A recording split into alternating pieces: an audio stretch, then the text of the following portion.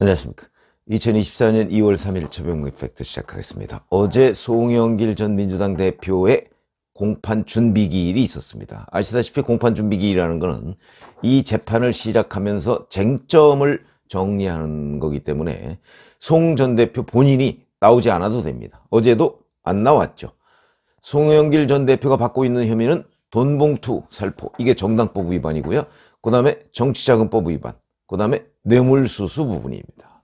그런데 이제 이 각각의 쟁점에 대해서 송영길 전 대표의 변호인이 방어 논리를 일부 내비쳤는데, 물론 본인들은 이렇게 했을 경우에 가장 효과적으로 방어를 할 수 있다고 아마 아이디어를 짜내고 뭐 그렇게 하지 않았겠습니까?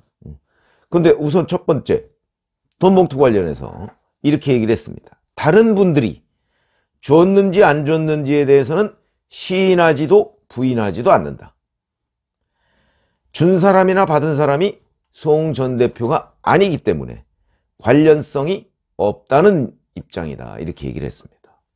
그러니까 윤관석, 강래구 뭐 이런 사람들이 돈을 줬고, 그 다음에 이제 20명 정도가 300만 원짜리 봉투 20개를 받았다, 뭐 이게 이제 검찰의 수사 내용인데, 자, 그 부분에 관해서는 본인이 모르겠다 이제 이렇게 나오는 거죠. 난 모르겠다로 나오는 겁니다. 그러니까 그 얘기는 법률적으로 보면 아마 공모가 없었다, 뭐 이렇게 얘기를 하는 모양인데, 여하튼 이렇게 주장을 했고요. 그 다음에 정치자금을 받았다는 부분은 이게 이제 먹고 사는 문제 연구소를 통해서 정치자금을 받았다, 이런 거거든요. 그러니까 이거는 순전히 먹고 사는 문제 연구소 비용이다, 아마 이렇게 이제 선을 그으려고 하는 것으로 보입니다. 이렇게 주장을 했습니다. 이 돈이 정치자금법의 정의에 포함되지 않으며 범행에 공모한 바 없다, 이렇게 얘기를 합니다. 그러니까 먹사연 자금으로 받은 거지 이걸 자기가 거기서 빼내서 정치자금으로 쓴 적이 없다, 아마 이런 논리를 펴는 것으로 보이고, 그 다음에 박용화 전 여수상공회의소 회장으로부터 부정한 청탁과 함께 뇌물 4천만 원을 받았다는 부분, 뇌물이라면 대가가 있어야 하는데 대가성이 없었다, 이렇게 주장합니다. 검찰은 이 대가성을 소각장 건립 인허가 문제하고 연관을 시켜놨거든요. 그 부정한 청탁을 받고 4천만 원을 받았다, 이렇게 지금 해놨는데 그 청탁을 받은 적이 없다, 이렇게 지금 주장을 하는 것으로 보입니다. 자, 어제 또 재판 지연 논란도 있었습니다. 검찰에서는 피고인 구속기한이 엄연히 정해진 사건인데 변호인 측에서 의견서를 너무 늦게 낸다, 재판 지연에 관한 의심을 사면서까지 그렇게 해야 하나 싶다, 이렇게 지적을 판사 앞에서 했고요. 변호인은 검찰은 장기간 수사해서 사건에 익숙할 수 있었지만 우리는 처음 뛰어든 상황이다, 굉장히 힘들다, 뭐 이렇게 얘기를 했습니다. 작년 12월 초 중반 이때 구속 기소가 됐죠. 그러니까 지금 거의 두 달 만에 열리는 겁니다. 이 부분을 가지고 이제 재판 지연 논란이 있었고, 그래서 이제 어제 2월 2일이죠, 한번 하고, 그 다음에 2월 16일에 이제 2주 뒤죠, 공판 준비기일을 한 차례 더 연다, 뭐 이렇게 지금 예정이 나와 있습니다. 자, 근데 송영길 변호인의 이런 논리가 과연 어느 정도나 부합할까? 여기에서 가장 큰 참고격은 뭐냐면 바로 엊그제 있었던 윤관석 의원의 판결문입니다. 이 윤관석 의원의 판결문은 돈봉투에 관련해서 모든 혐의를 다 유죄로 인정했습니다. 그러니까 돈봉투를 전달하기 위해서 돈을 모으는 과정, 뿌린 과정, 이런 모든 것들이 중대한 범죄다, 이렇게 다 인정을 했고, 무엇보다 더 같은 재판부입니다. 송영길 재판부와 윤관석 재판부는 이게 서울중앙지법 형사합의 21-1부, 이걸 대등재판부라고 하는데, 그러니까 부장판사 3명이 재판부를 구성하고 있고 돌아가면서 주심판사를 맡는 겁니다. 허경무, 김정곤, 김미경 부장판사가 있는 같은 재판부입니다. 그러니까 윤관석 의원과 강내구 전 감사의 재판 과정을 그동안에 5개월 내지 8개월 정도 쭉 함께 심리를 해온 사람들이 송영길 지금 재판을 맡고 있기 때문에 돈봉투에 대한 판단은 그 판단이 그대로 적용될 가능성이 있죠. 그러니까 저희가 송영길 전 대표의 유무죄 여부를 판단하는데 중요한 거는 이 윤관석 의원 판결문에 과연 이 부분이 어떻게 드러나 있는가, 이게 대단히 중요한 부분인데, 자, 재판부가 이렇게 얘기했습니다. 윤관석 의원과 강내구 씨는 당대표 경선에서 국회의원, 지역본부장, 지역상황실장 등에게 금품을 제공해 전국 대의원을 포섭하고자 했다. 경선에 참여한 당원과 국민의 의사가 왜곡돼서 선거 공정성이 훼손됐다. 이렇게 판단을 했거든요. 자, 그러면 이런 과정에 지금 송영길 전 대표 변호인의 논리는 자기는 모른다. 이 윤관석 의원과 강내구 씨가 돈을 주고 의원들이 돈을 받고 대의원을 포섭하고 했는지 나는 모른다. 이제 이런 논리거든요.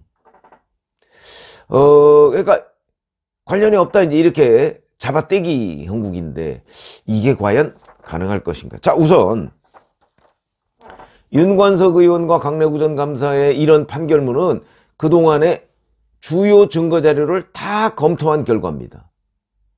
그런데 주요 증거 자료 중에서 가장 중요한 게 이정근 전 사무부총장의 녹음 파일입니다. 수만 개가 있는데 그 중에 핵심적인 내용을 뽑아서 2천 몇백 개인가 증거 자료가 있다고 하죠. 거기에서 이제 JTBC가 이렇게 보도한 내용을 저희는 일부만 지금 듣고 있는 거죠. 그러나 그 거의 매일같이 몇 통화씩 했기 때문에 그 안에 보면 별별 얘기들이 아마 다 있을 것으로 추정이 된다. 예를 들어서 이런 거 하나만 보죠. 윤관석 의원과 강내구 전 감사가 이제 송영길 전 대표하고 많이 만났고, 그 중에 이제 우리가 지금 알고 있는 내용은 강내구 전 감사가 이정근 전 부총장하고 통화해가면서 아니, 영길이 형이 이미 많이 처리했더라고. 돈봉투 얘기를 해가면서. 그러면 송영길 전 대표가 이런저런 얘기를 강내구 전 감사하고 돈봉투 관련해서 했다는 얘기가 되고, 그 다음에 이 문제를 강내구 전 감사가 송영길 전 대표하고 상의를 했다는 얘기가 또 되는 거고, 그래서 자기가 이렇게 처리를 했노라고 그랬더니 송영길 전 대표가 잘했어 라고 얘기를 했다는 것도 그 통화 내용에 나옵니다. 물론 거기에 송영길이 등장하지는 않았습니다. 그러나 강내구 전 감사가 영길이 형과 이렇게 얘기를 했더니 잘했다고 칭찬받았고, 그리고 얘기를 해봤더니 영길이 형이 이미 돈 봉투를 다른 사람들한테 많이 줬더라, 이 얘기를 하고 있는 거다. 그 다음에 이런 이제 그 녹음 파일에 나와 있는 송영길 전 대표와의 관계, 이런 게 있고, 그 다음에 윤관석 의원은 300만원짜리 봉투 20개를 인정하지는 않았지만 100만원짜리 봉투 20개는 인정을 했습니다. 물론 누구한테 줬는지는 인정을 안 했습니다. 그러나 녹음 파일에 보면 이성만, 그 다음에 허종식, 임종석, 이 세 사람 이름은 나옵니다. 여기한테 3개 뺏겼어, 이렇게. 형님 기왕 하는데 우리도 주세요 이러면서 3개 뺏겼어, 이렇게 이름이 나옵니다. 그러니까 이 세 사람은 검찰이 불러서 지금 조사를 했죠. 검찰에 출석을 했습니다. 아마 물론 부인했겠죠. 그러나 어찌됐든 3개 뺏겼어 라고 윤관석 의원이 얘기하니까 아마 이 부분을 윤관석 의원이 검찰에서 또는 법원에서 어떻게 설명했는지는 모르겠습니다. 그 뺏겼다는 게 무슨 의미인가? 글쎄, 그거를 변명을 한다고 해서 과연 판사가 믿어줄까요? 그거 다 돈봉투 얘기하다가 3개 뺏겼다고 했는데 그게 돈봉투지 딴 거이겠습니까? 자, 여하튼 돈봉투 뿌린 거는 인정을 한다. 그러면 이제 여기서 윤관석 의원이 송영길 전 대표와 관계를 어떤 식으로든 설명을 해야 됩니다.